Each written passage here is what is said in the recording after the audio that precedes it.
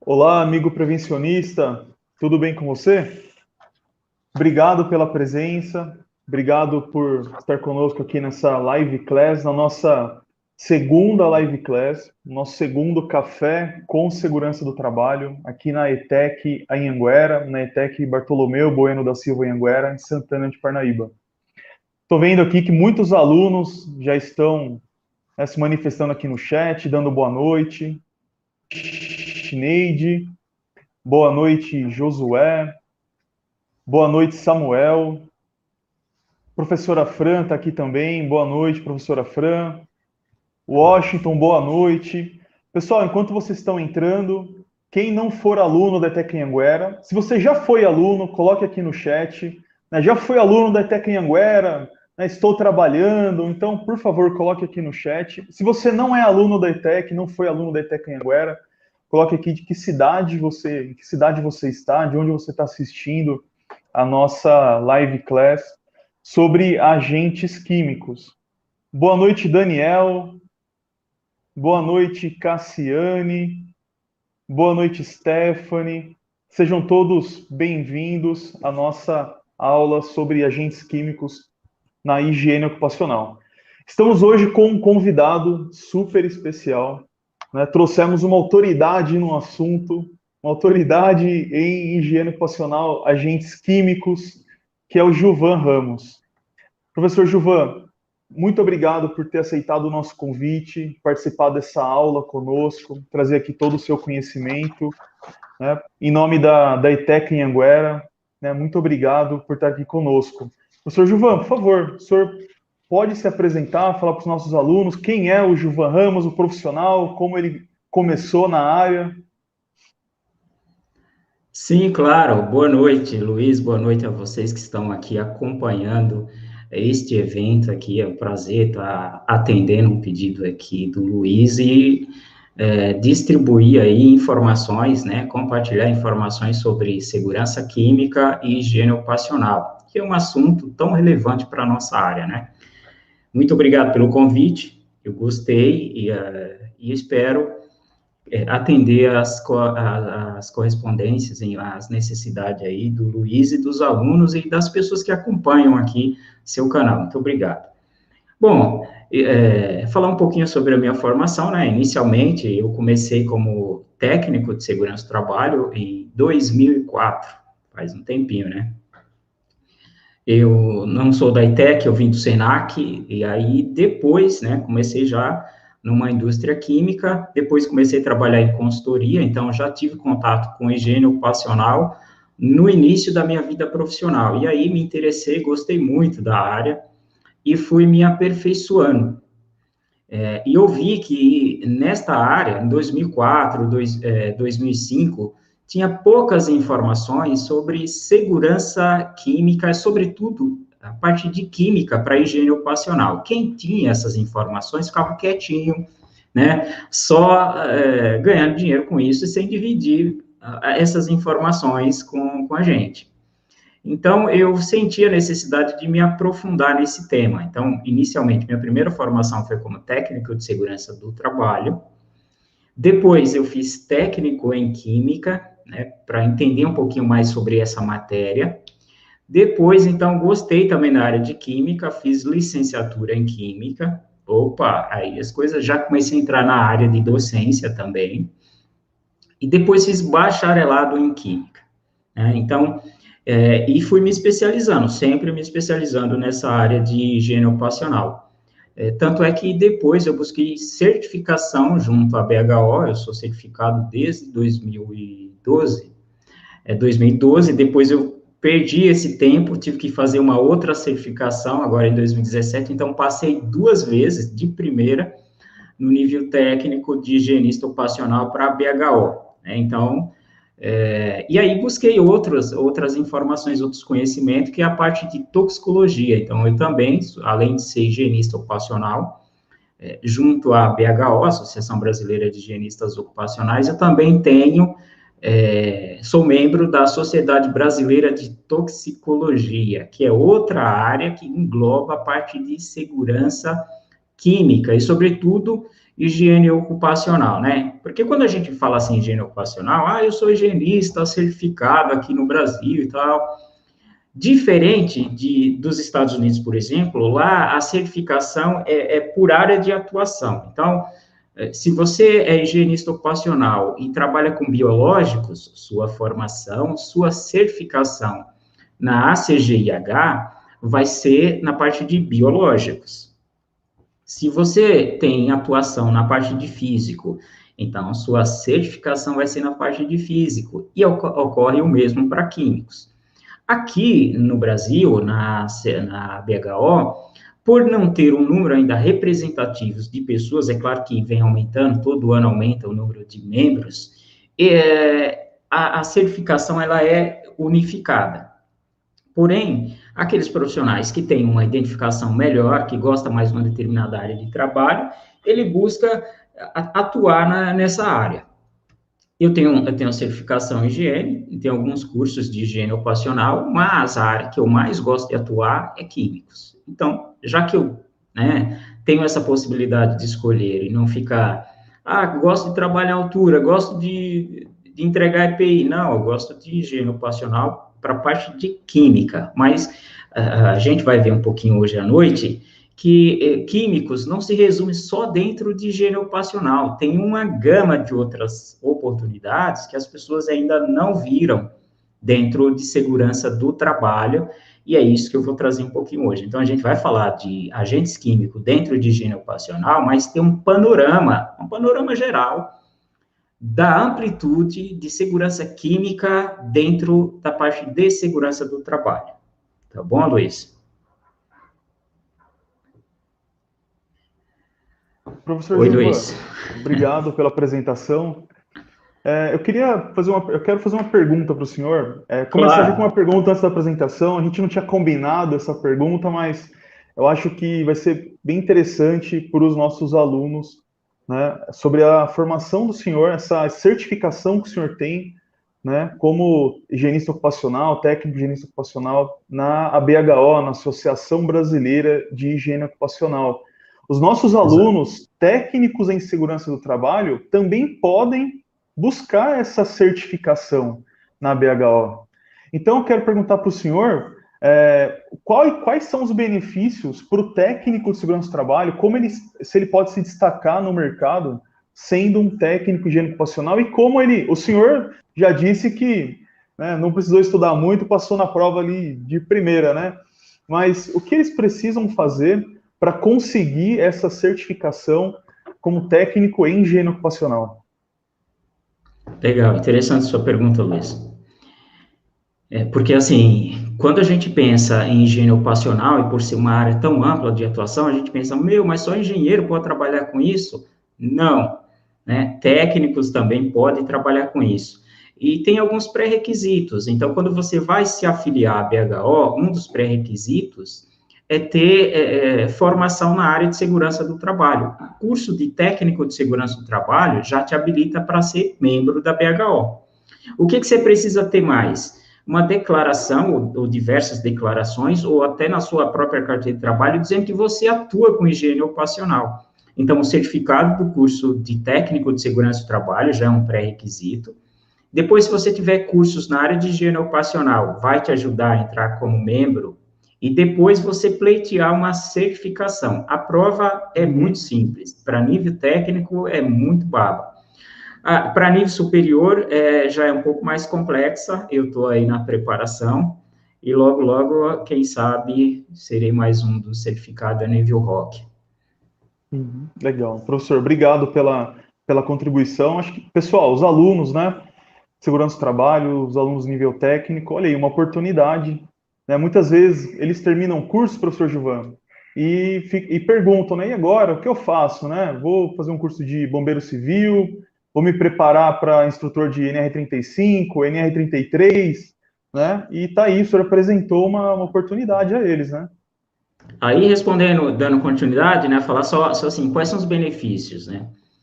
Você veja que esse mês teve uma consultoria que fez contato comigo, porque ele está participando de um escopo de serviços de higiene ocupacional aqui na América Latina inteira.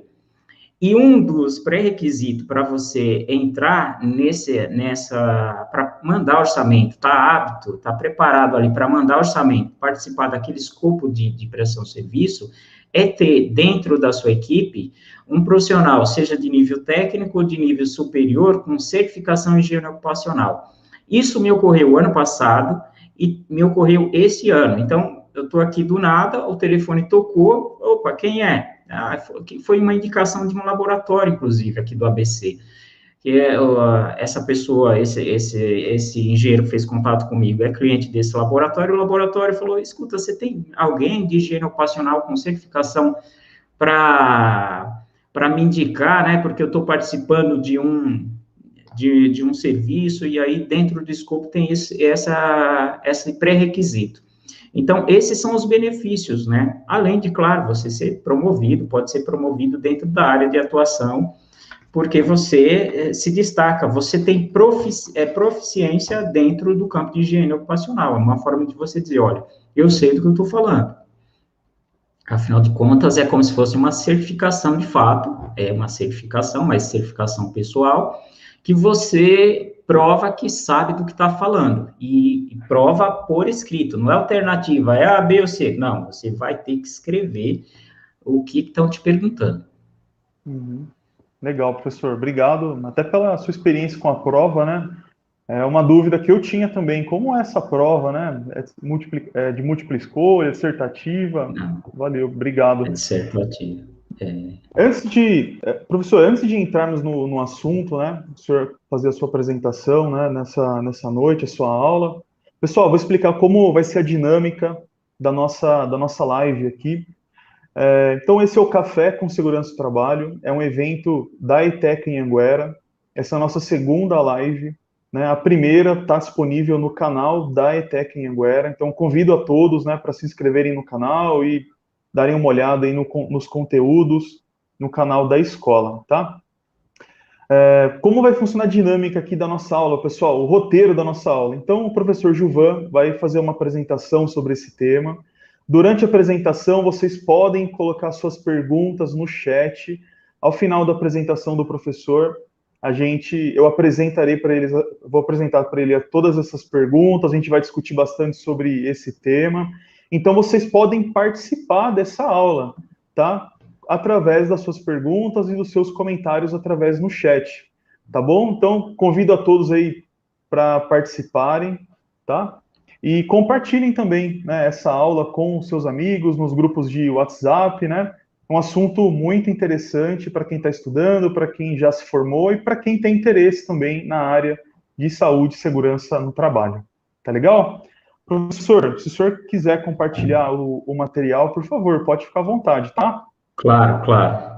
Vamos lá. Espera aí, só um instante. Vamos lá. Mostrar aqui a apresentação, né? Porque eu percebi que as aulas aqui, as lives, né, também no formato webinar, né? Perfeito. Vamos ver se vai dar tudo certo. E aí, como é que estamos? Tá tudo bem, Luiz? Podemos?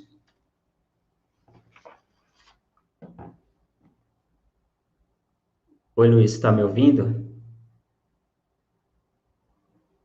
Alô? Luiz? Opa. Bom, eu acho que é isso, né? Então, vamos lá, vamos para a apresentação. Luiz deve ter saído do ar. Bom, então eu recebi o convite essa noite para falar sobre agentes químicos dentro da higiene ocupacional. Quando a gente pensa em agentes químicos, a gente fica resumido só dentro da higiene ocupacional. E, na verdade, ele é muito mais amplo do que só esse tema de agentes químicos dentro da higiene ocupacional, mas muito mais amplo mesmo. E hoje à noite você vai entender por que essa dinâmica é tão mais ampla do que ficar resumindo aos agentes químicos dentro da PHO. Desculpa, dentro da higiene ocupacional. Então, vamos lá. Quando a gente pensa em segurança química e segurança do trabalho, nós temos que se atentar aos ramos de atuação da parte de segurança química, que é muito mais amplo do que o que a gente está vendo aqui, né? Desculpa, eu acabei saindo sem querer aqui. Então, veja, toxicologia é uma das áreas que está dentro da higiene ocupacional e ela também está dentro de higiene ocupacional. Qual é outro ramo que eu posso estudar dentro de segurança do trabalho? Tem a ver com química. Risk of Derm é uma publicação recente da Fundacentro, onde você vai atuar na parte de riscos químicos voltado para danos, exposição à pele. GHS, FISC e rótulos. Para você fazer um reconhecimento previamente, você faz um qualitativo. E essas informações, muitas vezes, vêm das FISC, vêm dos rótulos. Então, é preciso entender essas informações, como é que elas estão catalogadas. O que mais? Área classificada. Nossa, mas área classificada dentro de segurança química. Por isso que, o que eu quero apresentar essa noite, além do básico, porque quando a gente fala de higiene ocupacional, os riscos químicos dentro de higiene ocupacional, é míope pensar que todo o universo de riscos químicos para a parte de segurança do trabalho cabe só dentro de higiene ocupacional. É muito, mas muito ampla a área de atuação de química dentro de segurança do trabalho. Então, não fiquem restrito, você que é aluno, você que está no mercado de trabalho, não fique restrito a inventários de riscos, porque isso é muito pequeno com relação ao todo. NR20 é outro aspecto que tem tudo a ver com segurança química dentro do ambiente de trabalho. Plano de emergência, me fala, qual é o plano de emergência que contempla? Ou se você conhece um plano de emergência que não contempla a parte de químicos. Se não contemplar, tem algo errado, não é mesmo? E aí, nós temos, claro, o nosso tema principal aqui é falar sobre higiene ocupacional. Então, higiene ocupacional e toxicologia estão ali, de mãos dadas, lado a lado. Tanto é que quando você está fazendo um inventário, um reconhecimento, você tem que dizer quais são os efeitos nocivos daquele agente, daquele determinado agente químico, para a saúde humana. E tem que lembrar também que foi da toxicologia que saiu os dados para estabelecer um limite de exposição ocupacional para esses agentes químicos. Entende? Inventário, é agora, né, mais do que nunca, inventário dos riscos, sobretudo a inventário químico dentro da NR1, que já está na NR32, faz tempo, né? NR33, a parte de espaço confinado, e Contraband, gente, Contraband e Risk of Derm são 4 publicações que a Fundacentro tem aí para vocês fazerem gestão de qualquer risco químico de forma qualitativa, isso mesmo, sem gastar nada com avaliação, tá bom? Então, este é o cenário que eu queria trazer para vocês, para a gente se situar dentro do que nós vamos falar hoje. Então, quando a gente pensa em higiene ocupacional ou agentes químicos, a gente relaciona só o básico, a gente não enxerga o todo. E por que eu digo que a gente não enxerga o todo? Se você já assistiu algum vídeo da Fundacentro falando sobre PGR, você provavelmente já ouviu o Gilmar Trivelato falando assim, que do universo de produtos químicos, e isso tem no Casnumber, né, tem em torno hoje aproximadamente 200 milhões de substâncias químicas catalogadas com registro no Casnumber. É substância pra caramba, cara, isso é muita coisa. E aí você fica restrito, quem trabalha só com higiene ocupacional e fica só olhando para a parte da CGH-NR15, fica olhando menos de 1.000 produtos. Pois é, isso mesmo. Quando você conta a quantidade de agentes químicos que tem na CGH e na NR15, não dá 1.000. Então, vão arredondar, 1.000 produtos. Então, desse universo total de produtos químicos, de em torno de 200 milhões, claro que aí você tem muitos que não têm aplicação, né, são só desenvolvidos, mas alguém desenvolveu, quer registrar, porque no futuro isso pode dar alguma... Enfim, o Gilmar Trivelato, ele fala nos vídeos de treinamentos do GLS, que existem catalogados dentro da indústria, uso diário, todos os dias sendo aplicado, aproximadamente 25.000 produtos. Veja como caiu, né? 200 milhões, 25.000. Isso é fato. Eu atendo uma grande rede de laboratórios aqui em São Paulo que usa muita mesmo substâncias químicas. e não chega a 15 mil. 15 mil produtos, dá em torno de 14 mil e alguma coisa, né? Entre reagentes, substâncias, enfim. E aí, quando a gente pega o valor que está lá na CGH e na NR15 e faz uma sominha, uma regrinha de 3 bem simples, a gente chega à seguinte conclusão, que se existem, né, 1.000 produtos, sendo 25 mil produtos todos os dias na indústria e com limites de exposição ocupacional reconhecidos, catalogado, em torno de 1.000, arredondando para 1.000, pegando só 25 mil, a gente, então, dentro desses limites, só tem 4%. E aí? Esses 4% é muita coisa? Não, não é, é muito pouca, porque você pode olhar nas FISP que você pega, a grande maioria não tem limite de tolerância. E o que você faz com esses produtos, já que não tem limite de tolerância? Descarta? Não faz gestão? Entrega um EPI mal e mal sem saber se está entregando correto, porque você leu na FISP que o EPI é daquele jeito? Vou quebrar uma subjeção aqui. A FISP, ela não informa risco. Então, se ela não informa risco, se você está adotando o que está previsto lá, você está assumindo que aquela condição que está na FISP é a mesma condição que está dentro da empresa. Então, o que seria ideal? Você fazer uma análise de risco e determinar qual é o EPI mais adequado. E não o que está informando numa comunicação de perigos, quando lá no ambiente de trabalho é risco. Então, vamos aqui, vamos pegar a higiene ocupacional. As 4, né, aí nós temos aí, dividindo em 4 grandes grupos, né, os agentes químicos de interesse da higiene ocupacional. Então, nós temos aí gases, vapores e aerodispersóides. Gente, não se assuste, são só 4% no universo de 25 mil. E aí, é o básico, você tem que sair do curso técnico, de um curso de pós-graduação, dominando higiene ocupacional, né? Dominando, principalmente agentes químicos. Só 4% do universo de 25 mil produtos, vocês estudou e não sabem? Como assim? Não faz sentido. Então, gases. Então, gases e vapores estão ali juntinho. Aerodispersóides são esses carinha aí. Então, quando a gente pega aerodispersóides, por exemplo, a gente pode dividir eles entre fumos, poeiras e fibras. E aí, dentro de fibras, tem a classificação das fibras, dentro de poeira também tem a classificação dos tipos de poeiras, e fumos maior ainda, né, mais ainda, né? E aí, depois nós temos, seja ele vapores ou gases orgânicos e inorgânicos. Também tem essa parte para poeiras, tá? Orgânicos e inorgânicos. Se você não sabe a diferença de um e do outro, é na hora de questionar mais o professor, né? E não assumir tudo que você ouve como verdade. E aí tem a dispersão deles em diversas formas, né? Eu tenho certeza que essa parte de higiene ocupacional dentro dos cursos é muito mais explorado do que eu estou apresentando aqui, que eu estou pegando um macro.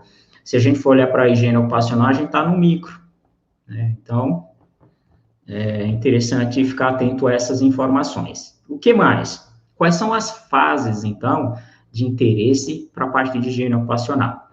Quando a gente pensa na primeira fase, porque quando a gente pensa assim em descrição, fala para mim o que é higiene ocupacional. Ciência e arte voltada para a antecipação, reconhecimento, avaliação e controle dos estressores ambientais. Perfeito, um deles. Mas aí vamos pegar aqui um desses das frases que está dentro da definição de higiene ocupacional.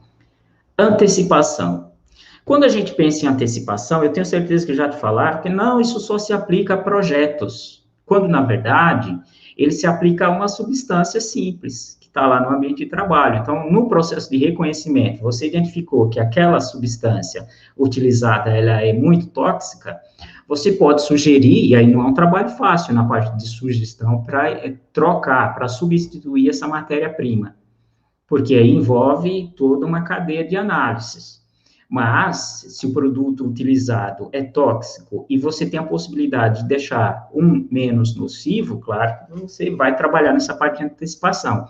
O ideal é se trabalhar no projeto como um todo, mas nem sempre isso é possível, então vamos por partes, né? Até para ruído, para calor, enfim, para tudo dá para trabalhar na parte de antecipação, né? Quando eu antecipo, porque se eu estou antecipando, o restante aqui da consequência nessas fases vão ser menores. Qual seria uma outra fase? Então, eu trabalho na antecipação e depois eu reconheço. Nessa parte de reconhecimento é onde você vai dizer o que tem. E aí eu costumo brincar com os alunos para falar assim, olha, você já viu alguém soldando, alguém pintando, alguém interagindo com algum processo. O que, por exemplo, aquela fumaça que está subindo ali do processo de solda? Nesse reconhecimento é você apontar, dizer quais são todos os possíveis riscos daquele processo de solda. Porque você só consegue avançar nesse reconhecimento se essa fase aqui ela for bem feita.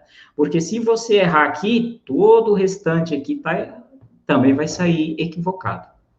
Entendeu? Perfeito? Aí eu vou para avaliação. Veja, aí eu vou dizer, tem limite de tolerância para avaliar? Não, não tem. Se não tenho, eu tenho outras fontes para trabalhar com fazer gestão desses riscos químicos? Tenho. Lembra? Você tem control band, você tem risk of derm. Então, você tem hoje formas para você trabalhar, tanto na entrega de equipamentos de proteção individual, que é o mais comum, infelizmente, como também sugestões aí na parte de EPC. Olha, control band chega a esse nível? Sim, chega até nível de eficácia. Tá? E aí, por isso que é interessante aqui, ó, essa avaliação preliminar, ela é, né, que é uma fase qualitativa para depois ir para quantitativa.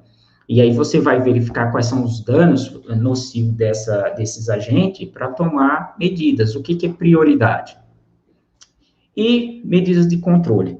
Essa medida de controle, se tiver equivocada no restante, não vai servir para nada, porque, infelizmente, houve falha no reconhecimento aqui, que é muito importante, essa parte de reconhecimento. Tá? Então, eu diria assim, o grande segredo mora aqui, reconhecimento, né?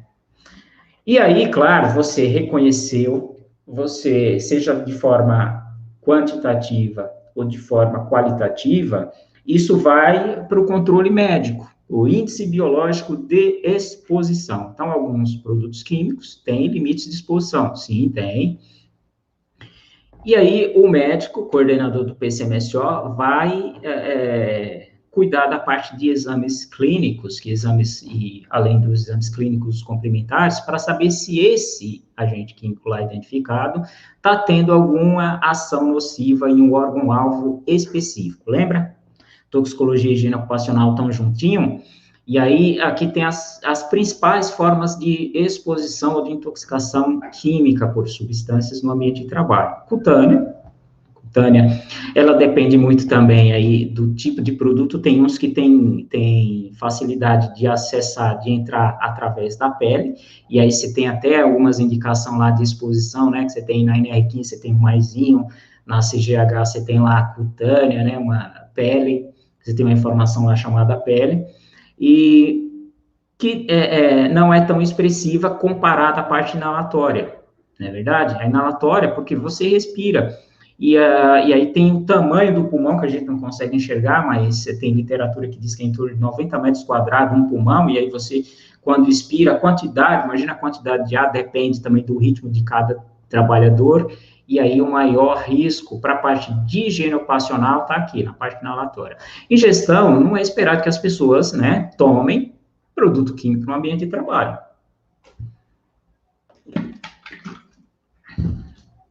Perfeito? Então, aqui, essa parte de exposição versus efeitos nocivos, ela está linkada direto com a parte de toxicologia, que é o médico coordenador que vai determinar as ações de toxicologia em função daquilo que você reconheceu no ambiente de trabalho. Mas ele só vai conseguir enxergar se você previamente reconheceu e fez tratativas nesse camarada. Aqui, cara, vem uma informação importante, né? Muitas vezes, no ambiente de trabalho, você se depara com um determinado produto químico e a única informação que você tem em mãos é quem? É a ficha de informações de segurança do produto químico, a FISP. Ou você tem acesso aos rótulos. E aí?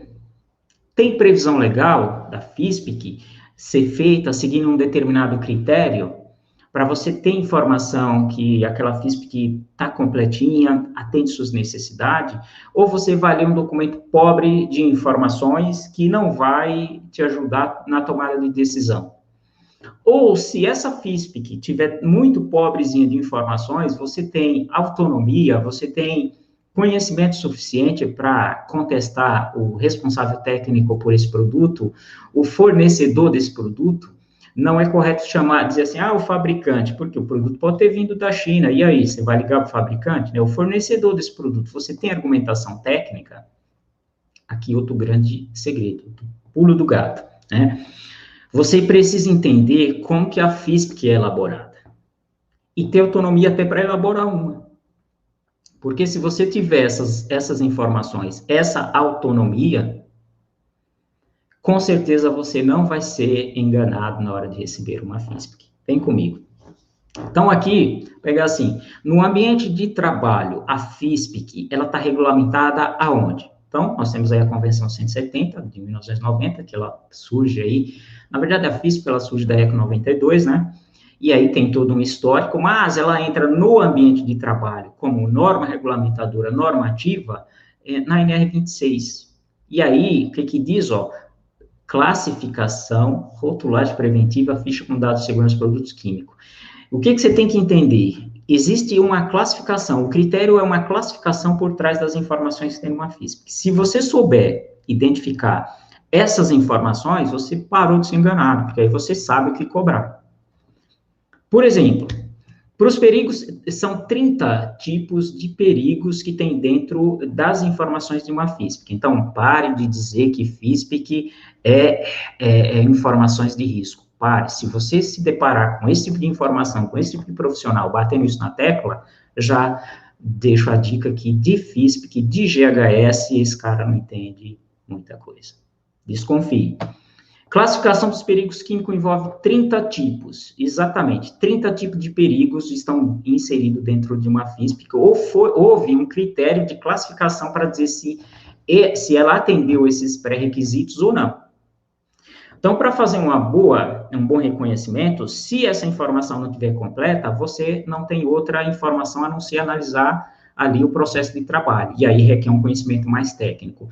Também só ler a FISP é suficiente? Não, você precisa entender como é que isso é aplicado no ambiente de trabalho, mas aqui é importante você saber como ela foi utilizada para você não ser enganado lendo um documento como a FISP.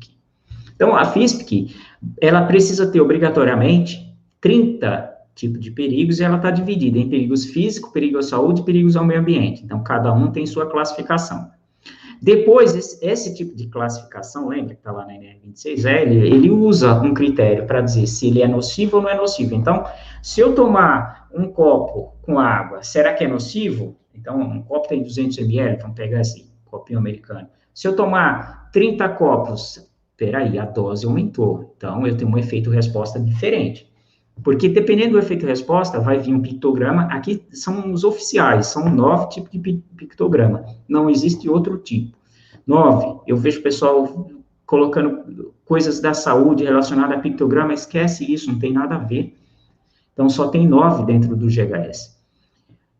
Determinou o pictograma, palavra de advertência, frase de perigo, cara, frase H, deixa ali em observação, porque é dessas frases H que parte a gestão para contraband ou para risk of derm, sem precisar analisar.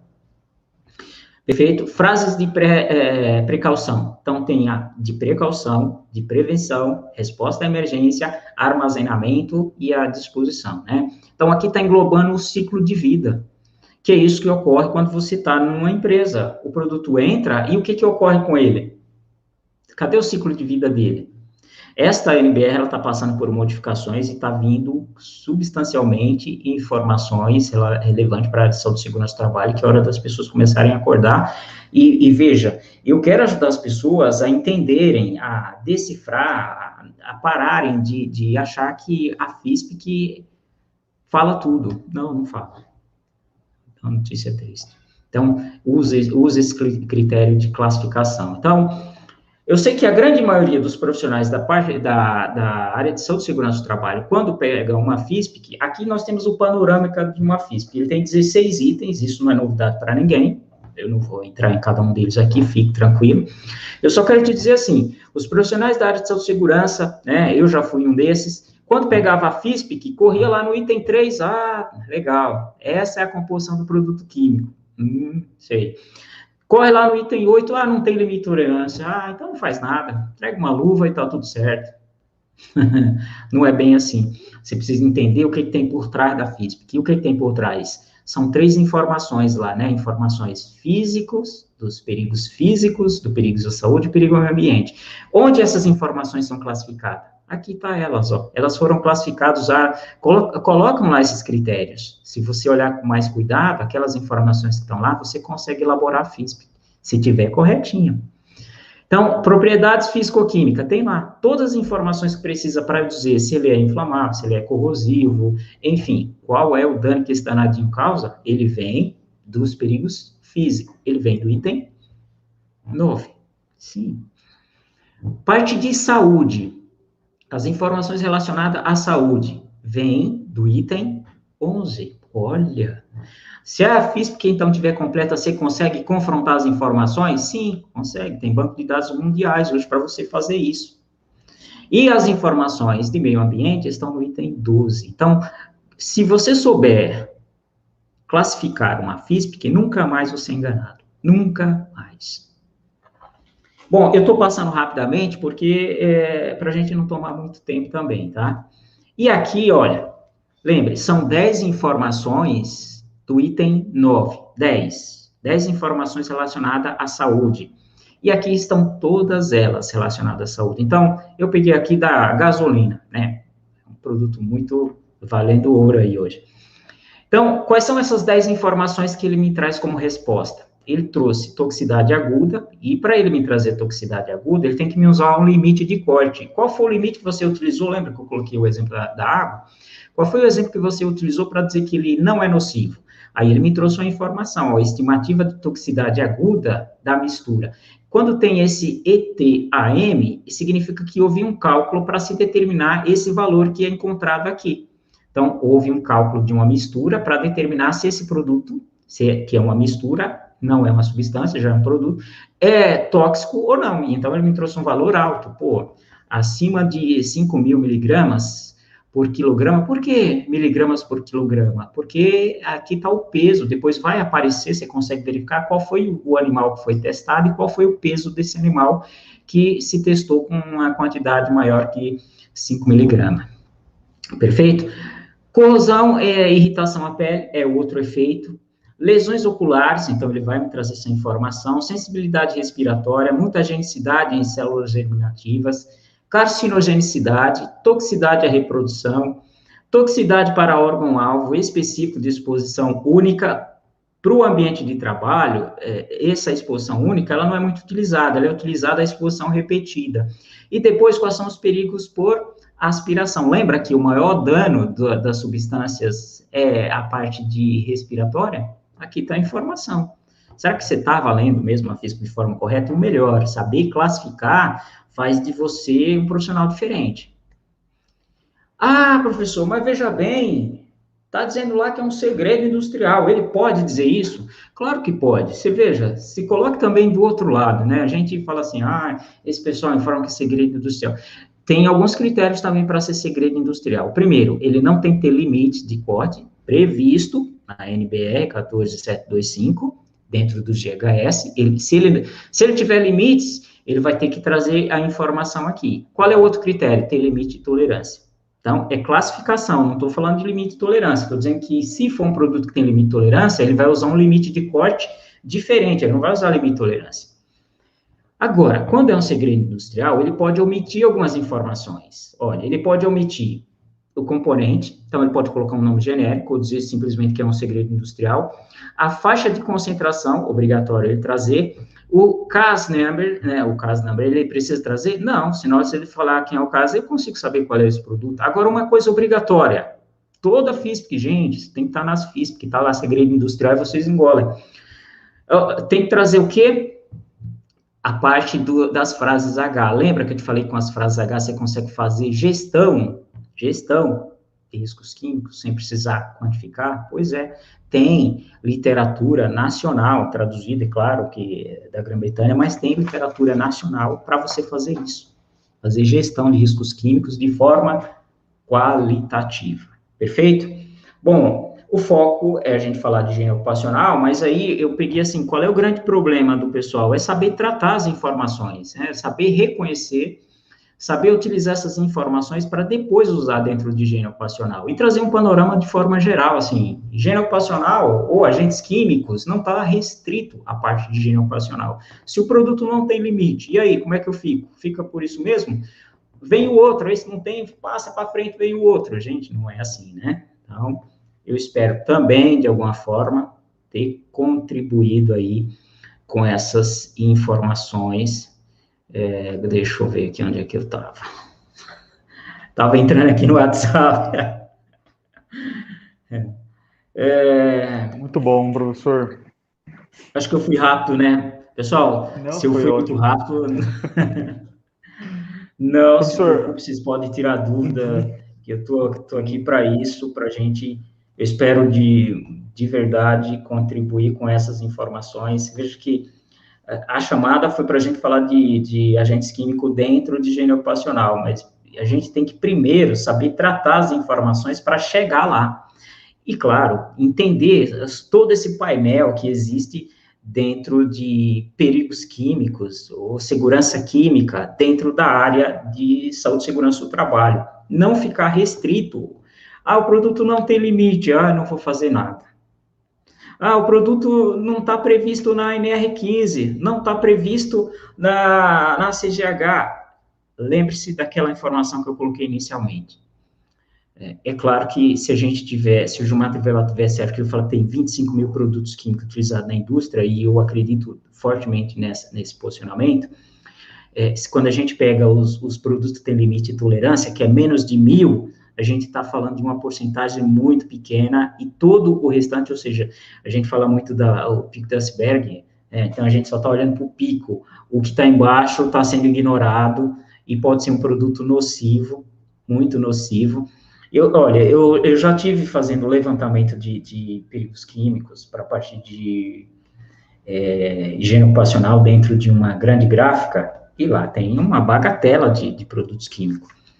E tinha alguns produtos que está lá escrito, na parte do item 11 da FISP, que fala de toxicologia. Lá ele vai trazer os efeitos nocivos. Tinha produtos que causavam expressamente, causava impotência sexual no homem. Está lá escrito, né? Ruído não tem provação científica, agora agentes químicos tem. O que mais? Tem outros produtos que mulheres que estão amamentando não podem ter contato. Ainda essa semana mesmo, teve um colega que mandou uma FISP e falou, Givan, esse produto aqui não tem limite nenhum de tolerância, e aí, o que eu faço?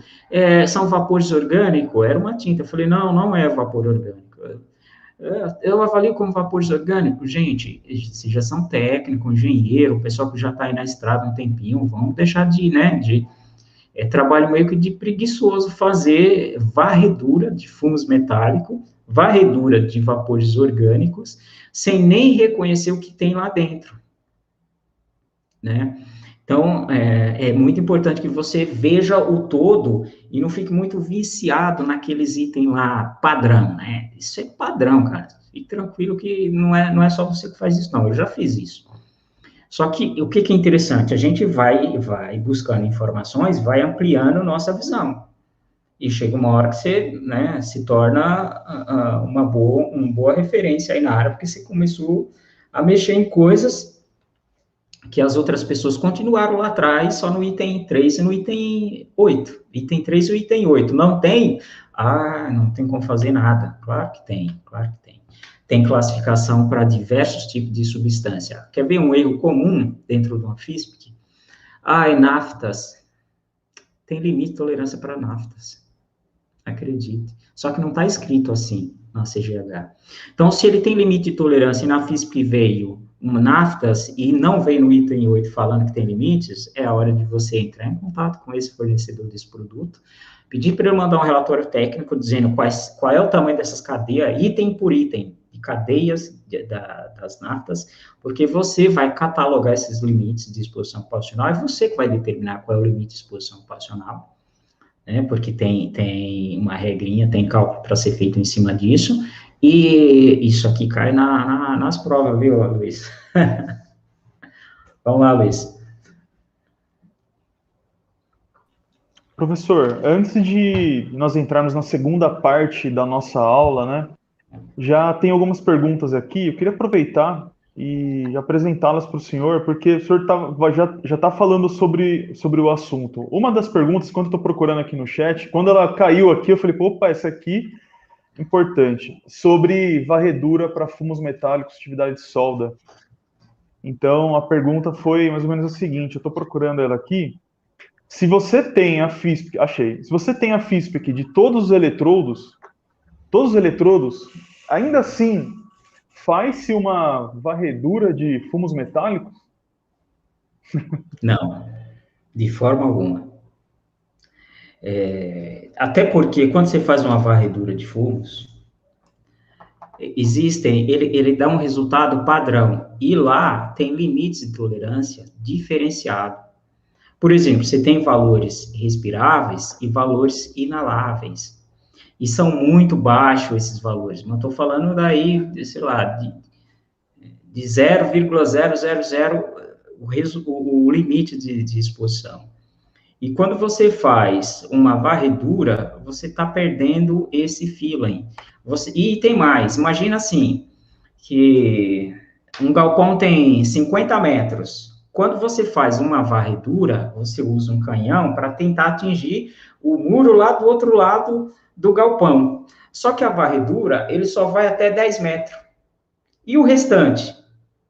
Você não conseguiu pegar. Então, o range de amostragem para determinado produto químico é pequeno. E quando você tenta pegar um todo, não tem limites, não tem parâmetros para você trazer tudo isso como uma resposta verdadeira. Então, o que é melhor? Você ter autonomia para você pegar, olhar o processo, pegar as FISPIC, e não só a FISPIC, o material de base que está sendo soldado. Qual é a composição química do material de base? Por isso, gente, que não se faz reconhecimento lendo FISPIC. É uma fase, é uma das etapas. A outra é você olhar, mirar, ver o processo. Por quê? Posso dar outro... Aqui é experiência de batida. Quando você está fazendo peças grandes, passa a mão lá na peça, vê se não tem resíduo de óleo ali. Se tiver, pronto, você já tem outro problema. Aquele material base que está sendo soldado, você conhece a composição química dele? Não? Então, você tem que analisar essas coisas, não só o eletrodo da FISPIC. Tem alguma cobertura de tinta naquela material de base que está sendo soldado? Entende? Tem que ir a campo. Técnico, engenheiro que não vai a campo, não faz um bom reconhecimento, isso é fato. Ele fica às cegas, lendo só a FISP. Então, a chance de errar é muito grande. Sim. Professor, até coloquei aqui a pergunta da professora Maitê também, né? Falando sobre avaliação qualitativa para produtos químicos. A gente tende a achar que a higiene ocupacional, os agentes químicos, ele se resume às avaliações quantitativas, né?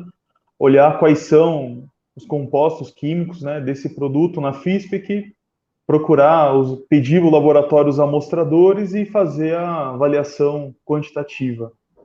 Mas como o senhor falou muito bem, todo esse trabalho começa numa boa avaliação qualitativa junto ao processo produtivo, acompanhando o processo, os seus detalhes, né? E a gente vai falar, inclusive, na segunda parte da aula um pouquinho sobre a revisão que está acontecendo nas normas, principalmente na NR9, né, que deixou isso muito claro, pessoal. A gente já deveria trabalhar dessa forma, priorizando a avaliação qualitativa e fazendo a avaliação quantitativa para aquele agente que a gente precisa não comprovar a concentração, porque se for uma concentração muito alta, muitas vezes você nem precisa quantificar, né? Você já está nítido ali que você já tem um problema. Ou você consegue na sua qualitativa já evidenciar que você não tem um problema naquela exposição.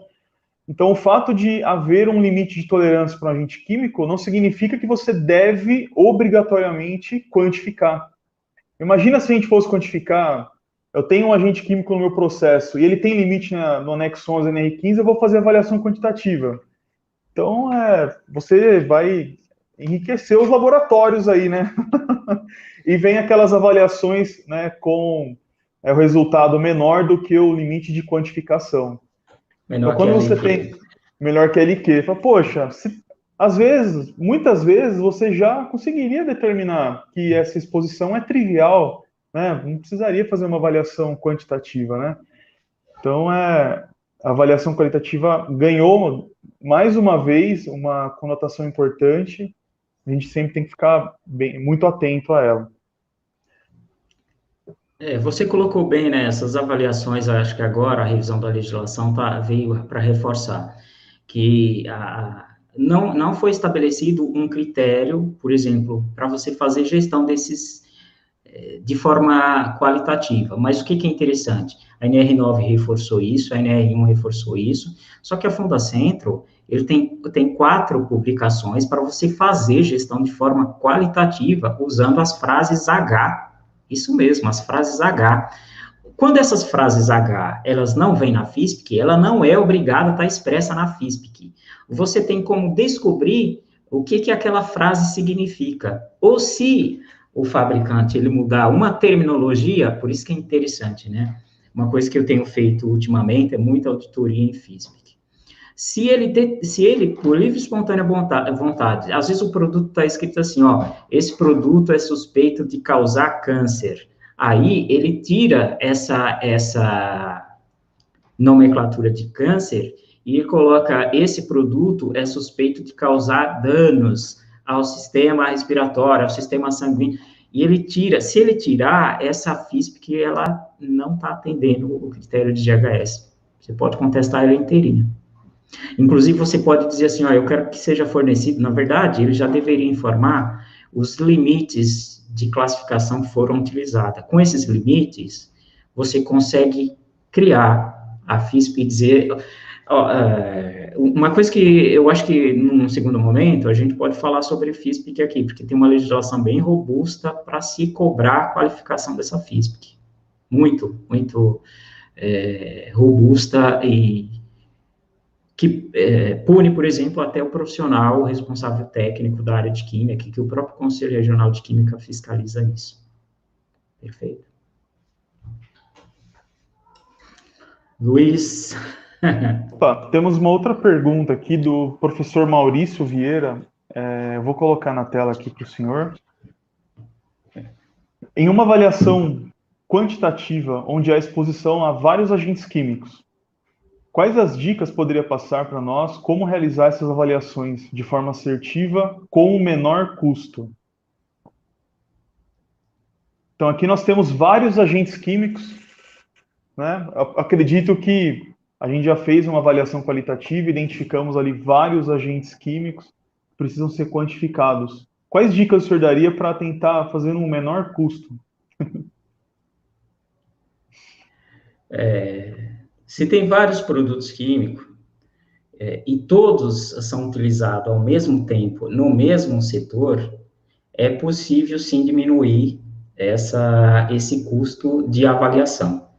Por exemplo, um amostrador vou pegar um determinado tipo de solvente, ou um determinado tipo de ácido orgânico, inorgânico.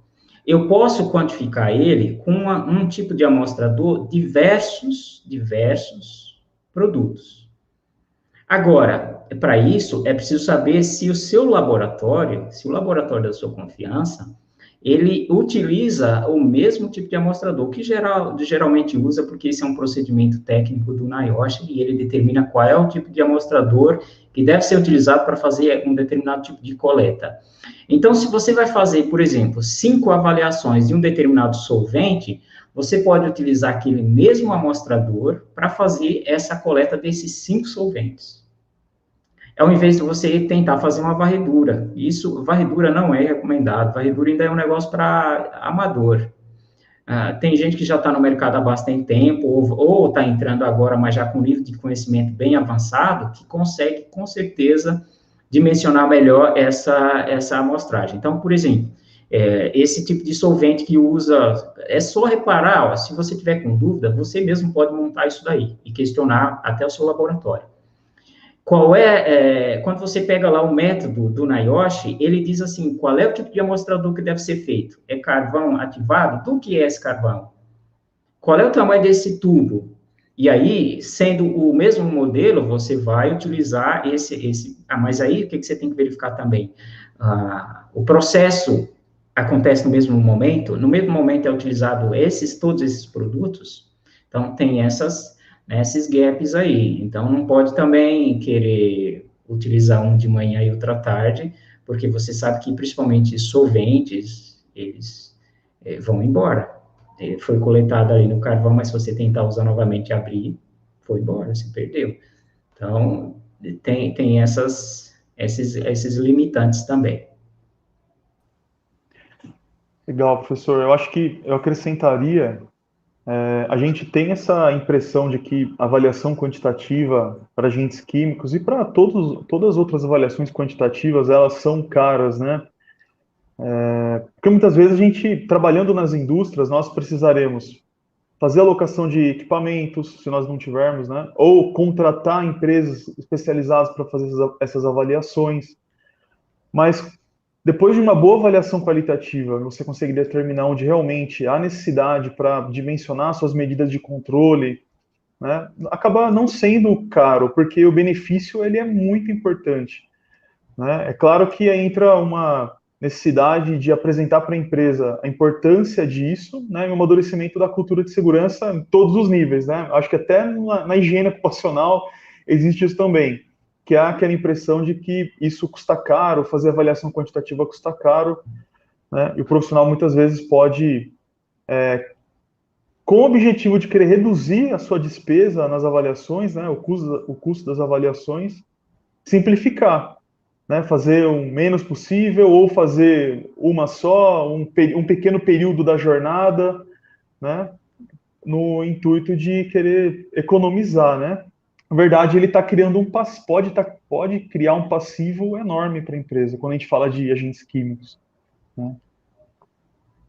Sim, é verdade. Cara, o pessoal fala assim, não, eu não faço avaliação química porque é cara. Isso, logo quando eu comecei na área de segurança do trabalho, nossa, tinha muito essa expressão. Eu não faço porque é caro. Poeira, é de, sei lá, 30, 40 reais uma análise de poeira, 50 reais um solvente, um ácido, 100 reais. O que é caro mesmo? Quanto é que custa um adicional?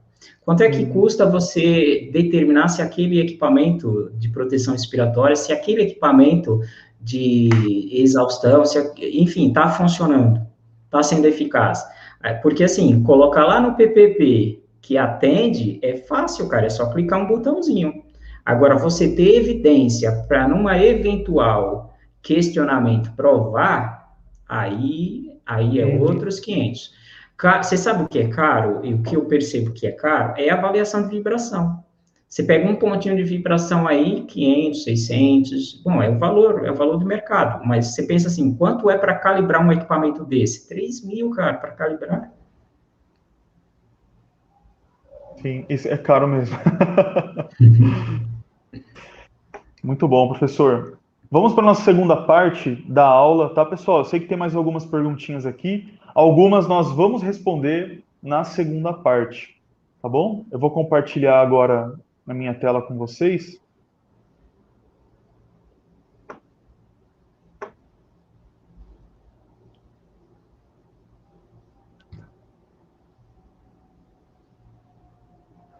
Aí, muito bem.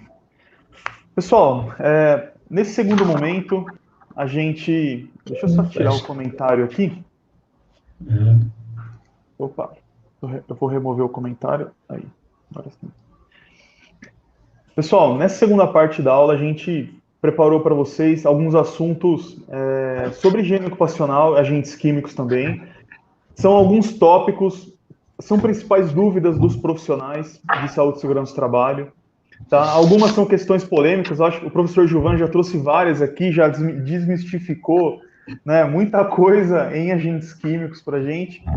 Então, o nosso objetivo é esse, né? Pelo tempo, não dá para ensinar vocês aqui tudo sobre agentes químicos, mas esses pontos onde a gente eventualmente tem mais dúvidas aí, a gente vai tentar passar para vocês nessa aula. Então, o tópico agora, pessoal, é sobre os limites de tolerância para agentes químicos na NR15, né, na norma que trata sobre o adicional de insalubridade. Então, nós temos lá na NR15 o anexo 11, com os limites de tolerância. O professor Gilvan falou muito bem, a gente não pode ficar preso a esse anexo 11, a esses limites, né? Considerar trabalhar com agentes químicos só anexo 11, eu acho que eu posso dizer que seria é um crime até, né, professor? Poxa, a gente sabe que existem outros agentes com outros limites e a gente foca só nisso, né? Então, não é fazer prevenção olhar apenas o anexo 11 da NR15. Nós temos o anexo 12 das poeiras minerais e o anexo 13, extremamente polêmico, né? Onde a gente pode enquadrar o adicional de salubridade por atividade. Lembrando que o enquadramento no anexo 13 só é possível quando aquele agente não estiver no anexo 11, né? É um erro muito comum, né? Às vezes a gente busca ali o enquadramento no anexo 13, dá um enquadramento nele por atividade, mas tem um limite no anexo 11. Então você tem que fazer a avaliação conforme o anexo 11, o anexo 13, logo no primeiro item ele diz isso, tá? Professor, vamos falar um pouquinho sobre o anexo 11. Eu quero saber a opinião do senhor sobre esse anexo, né? Assim, falar a importância do anexo, acho que é só para questão legal mesmo, para determinar o adicional de salubridade ou não. Mas a experiência do senhor com esse anexo 11, né? Como o senhor vê esse anexo hoje aí para a ação dos profissionais de saúde e segurança do trabalho? Interessante, isso é polêmica. Esse anexo, na verdade, todos os anexos, né? A NR15, de modo geral, mas vamos especificar para químicos. É um anexo que tem mais de 40 anos, não sofre revisão significativa, tem erros grosseiros lá, até o nome do produto químico. Eu acho que na hora de publicar não foi revisado ou coisa do tipo. Então, o limite de tolerância que tem a definição lá é bem diferente da definição do TLV, né, que limite de exposição passional da CGH. Então, é polêmico e é uma norma hoje utilizada basicamente para essa caracterização de insalubridade, sobretudo, usado muito ainda em perícia, muito em perícia. Mas aí cabe uma observação aqui interessante, né? Ó, logo quando você começa a ler o anexo 11, ele tem uma informação lá que ele já desmistifica um ponto importante. Por exemplo, lá no texto, na planilha com os limites de tolerância, você vai encontrar um campo dizendo assim, mais, um valorzinho mais. Esse valor significa que esse produto também pode ser absorvido pela pele. Só que quando você pega o texto inicial da norma, lá está claro, isso está claro, a perícia tenta forçar isso.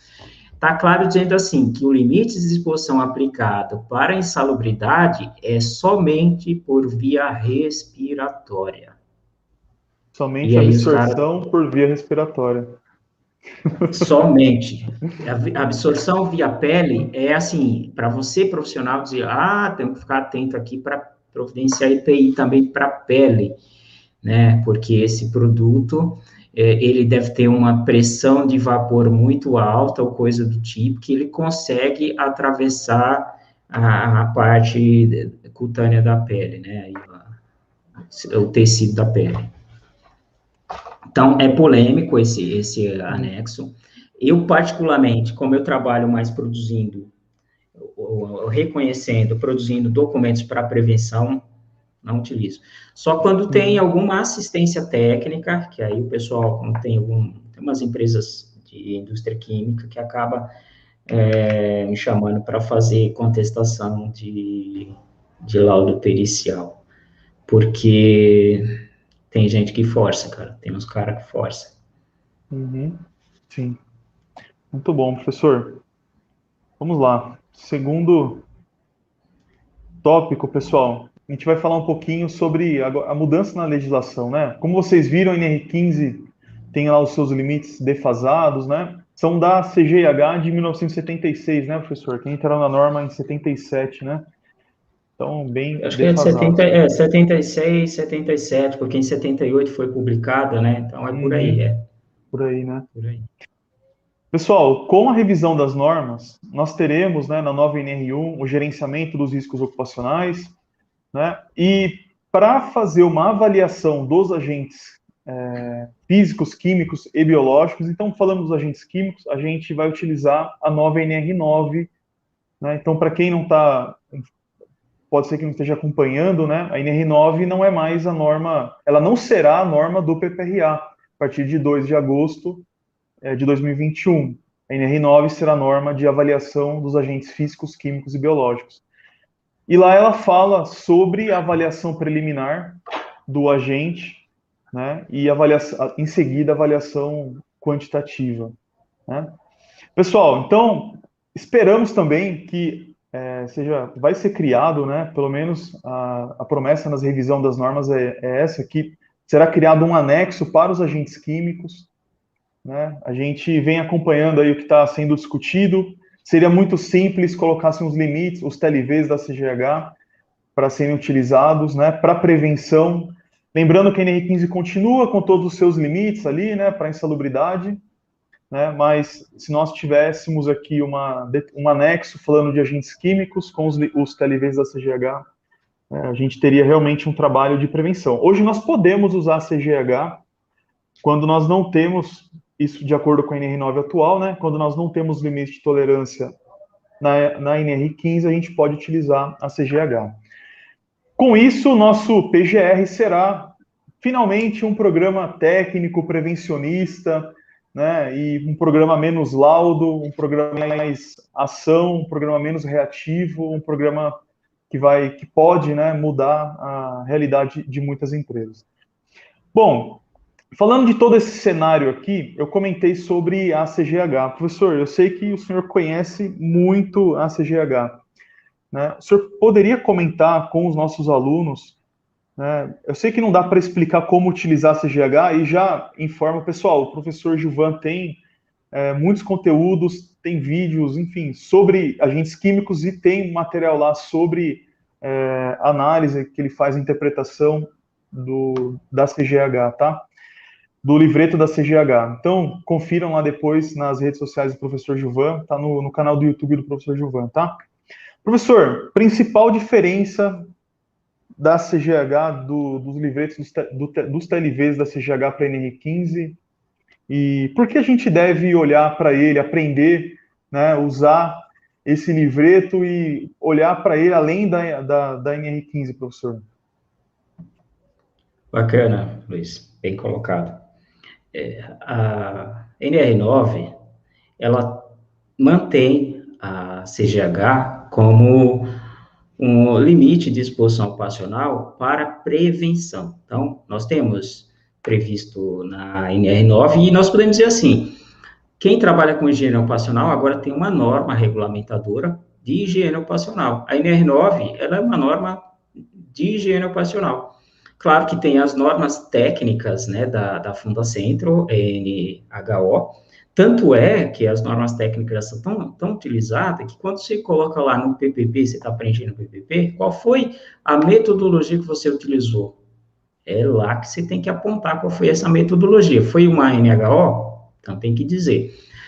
Também agora, dentro do PGR, essas informações precisam ter um embasamento. Você veja que a NR1, ela não fala em ACGH.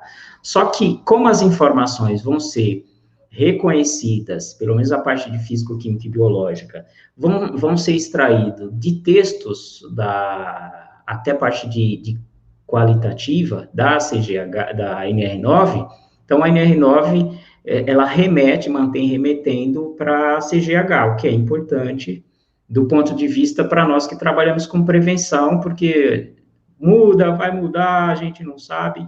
Bom, então está previsto o contexto da CGH ser mantido, já foi mantido, isso é importante para quem trabalha com prevenção, e usar esses valores de limites de exposição ocupacional Claro que você tem outros limites estabelecidos, mas por que eu acho que é importante manter esse texto remetendo a CGH? Porque hoje você consegue consultar limites de tolerância de qualquer outro país. Então, você tem sites que, Alemanha, Canadá, que estabelecem os limites de exposição ocupacional para aqueles produtos químicos. Quando ele deixa definido dentro da NR9 que os limites que não estão previstos na NR15 são os que estão previstos na CGH, ele amarra, são só esses. Outros, não. Mas você pode colocar outros? Posso, mas você tem referência legal? Não, colocando por bel prazer. Então, tem que deixar isso claro. Isso então, é importante nesse sentido, para fechar, para não deixar aberto que o profissional fica pegando de outros lugares. Esse ano é um limite, o ano passado. É interessante, gente, também quando vocês forem usar a CGH nos seus documentos, usei como referência a CGH, coloque o ano de publicação, porque eles mudam, né? Esses valores estão sempre em constante mudança. Então, é interessante, porque aí você consegue pesquisar como era na época. Uhum. Muito bom, professor. Eu estou acompanhando o horário aqui. Pelo horário, infelizmente, a gente vai entrar só em um estudo de caso, pessoal. A gente preparou aqui alguns. Sobre solda, nós falamos bastante, né? Professor, nós temos aqui um processo de pintura. Uhum. Então, pessoal, imaginem um processo de pintura numa funilaria ou uma pintura na empresa, né? Com uma pistola, né? Como identificar os agentes químicos no processo de pintura, professor Gilvan? Então, por onde começar esse processo, né, de uma forma simples, né? Qual seria o roteiro? Por onde começar esse processo de identificação de agentes químicos num processo de pintura? Boa, bem colocado. Começa-se visitando o local. Primeiro passo, visitando o local. Não é dentro do escritório, no ar-condicionado, que você vai reconhecer processos de riscos químicos no ambiente de trabalho. Não é lendo a FISPIC, é vendo como isso acontece. Por exemplo, processo de pintura tem metais. Tem metal no processo de pintura? Tem. Opa! Que cor que é essa tinta? Vermelhinha. Não, é cinza. Não, é roxa. Quem dá a cor a uma tinta é um pigmento. É um sólido que está ali dentro. Tanto é que ela seca. Imagina, se fosse só solvente, ela não tinha graça nenhuma, né? A água é um solvente, joga na parede. Não acontece nada.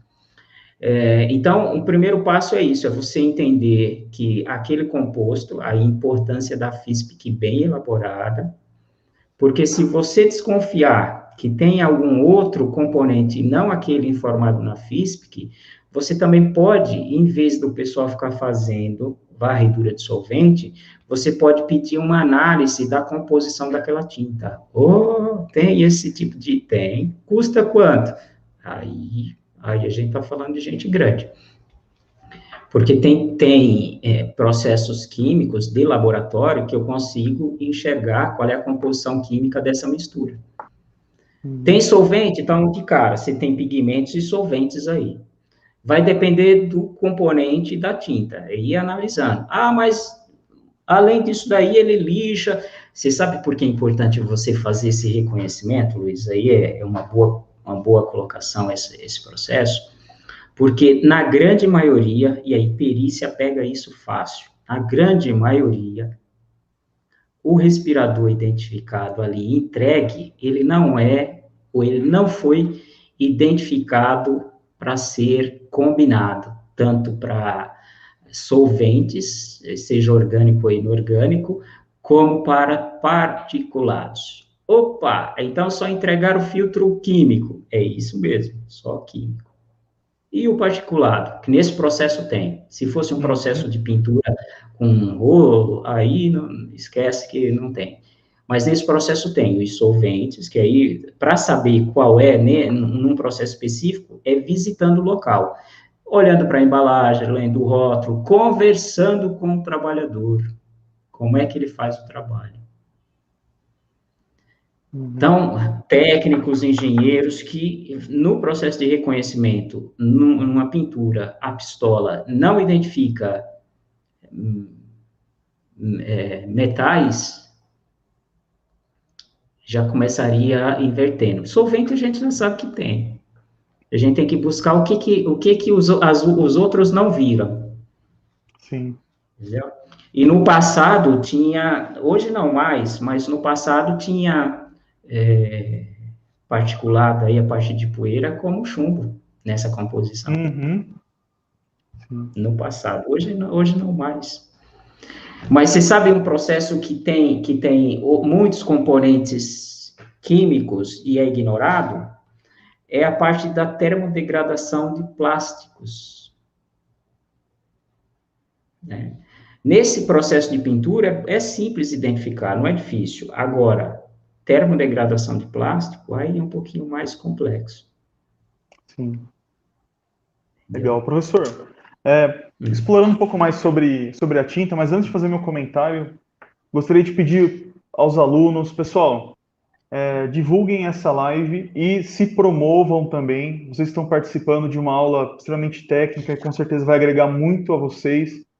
Né? Então, mostrem, né, para os seus pares, mostrem para os recrutadores, para a empresa onde você faz estágio, que você está participando dessa aula.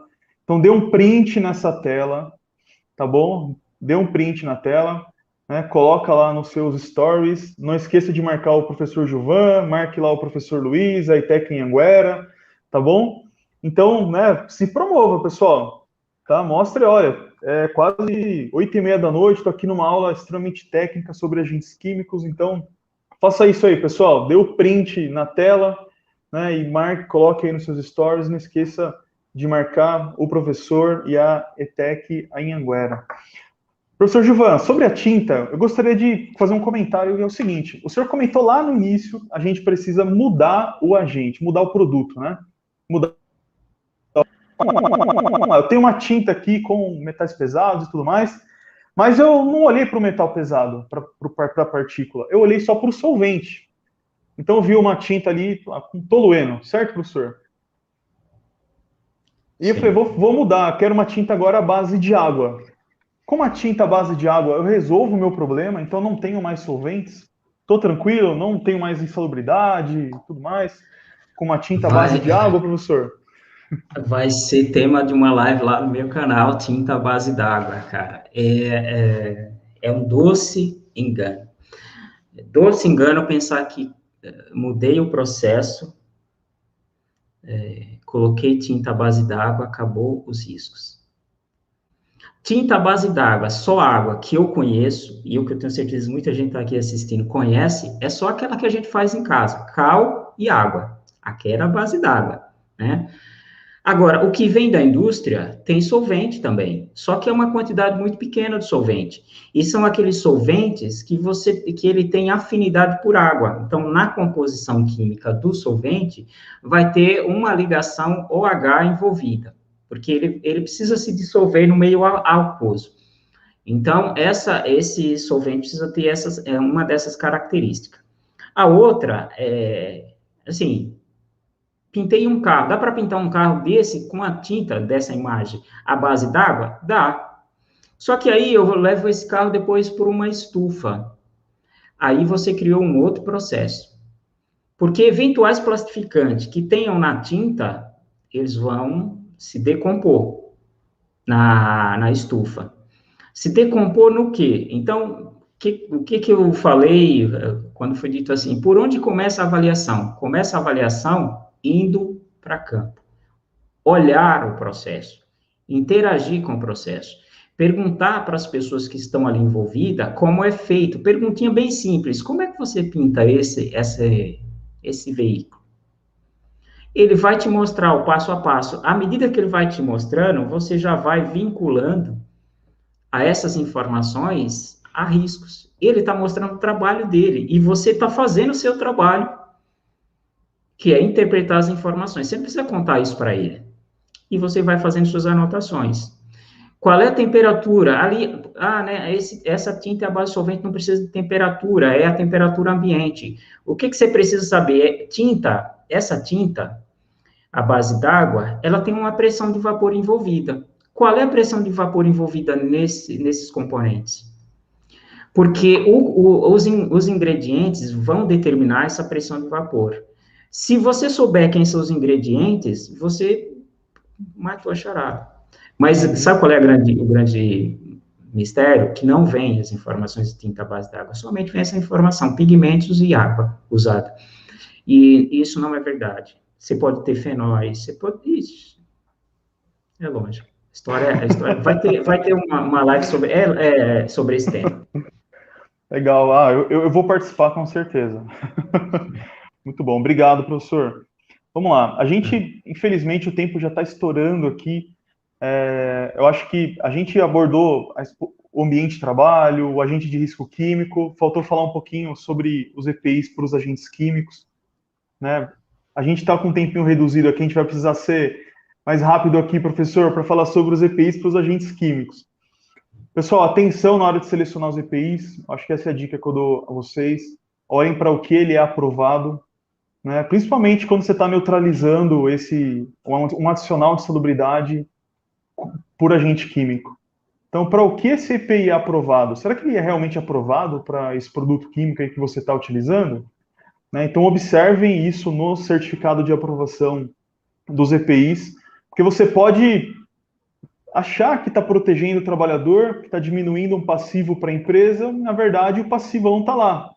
Né? E quando esse trabalhador mover uma ação, quando o perito for realizar a análise da sua ficha de EPI e do certificado de aprovação, ele vai constatar lá que o EPI que você entregou, que você achava que estava neutralizando, ele não era aprovado para aquele agente químico. Então, quando a gente vê no CA, aprovado para agentes químicos, né? Calma, lê com um pouco mais de calma quais são realmente, né, essas substâncias, né, na qual esse EPI protege. Professor Gilvan, o senhor gostaria de acrescentar algo também sobre os EPIs?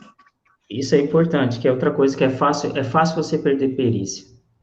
Se você entrega o EPI aleatoriamente, porque a FISP, muitas vezes, ela não define o tipo de EPI para aquele equipamento.